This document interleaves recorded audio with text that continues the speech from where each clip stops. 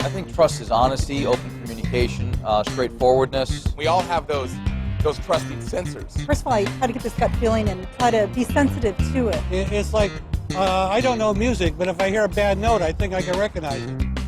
I know I can trust somebody if they look me in the eye. They don't need to stare at me, but I can see when they're just shifty. Blatant lying to my face. Body language says a lot. If they're a little too slick, they're hiding something. It takes years to earn a good reputation, but you can certainly lose it in a lot shorter period of time. The second wave of trust is all about relationships. You can compare the level of trust in a relationship to a bank account, a trust account. By behaving in ways that build trust, you make deposits into the trust account. By behaving in ways that diminish trust, you make withdrawals. The balance in the account is the amount of trust in the relationship at any given time. So what's your long-term vision for the company? Many years ago, I found myself helping to lead the merger of two companies. People that were once competing every day were now being asked to work together. I'm serious. Where are you taking this company? I had high trust with the one company, but with the people in the other company, I assumed the trust. I took it for granted. But I didn't pay the price and behave in the ways to really build it, and the results of this were disastrous. Why isn't the company being upfront with us? Everything took longer, everything cost more, and people were wondering, what's he up to?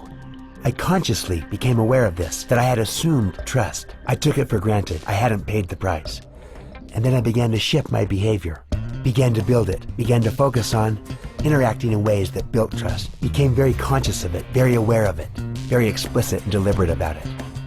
A few weeks later, we went into another meeting in which I said, We're at this meeting to talk about strategy, but what I'd really like to do is open it up to what's on your mind.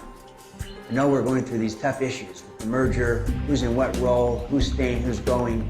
These are the types of questions that are on your mind.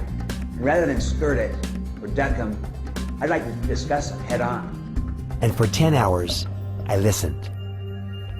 I tried to give voice to their concerns. Every second I sit here, I'm losing money because of our communication baggage. I tried to stay open and talk as straight as I could. And I really worked hard to create transparency and where needed to begin to right wrongs. If you could tell us a little bit about your track record. As I did that, I learned how you build trust with the one builds it with the many. After many years of careful analysis and research, I compiled 13 behaviors common to all trusted people. Talk straight, demonstrate respect, create transparency, right wrongs, show loyalty, deliver results, get better, confront reality, clarify expectations, practice accountability, listen first, keep commitments, extend trust. These behaviors flow out of what you are, your credibility, not what you might pretend to be. The toughest time to choose behaviors that build trust is when your trust account is overdrawn. Even then, you can only build trusted relationships by behaving your way into them. Great. Yeah, have a great day. Oh, actually, you gave me a little too much. Gave you two. Yeah. Right. Thank you so much. I really appreciate that. How you behave in one place gets talked about in other places. How you treat one person gets discussed with others. It's that ripple effect once again. By behaving in ways that build trust with one, you build trust with many.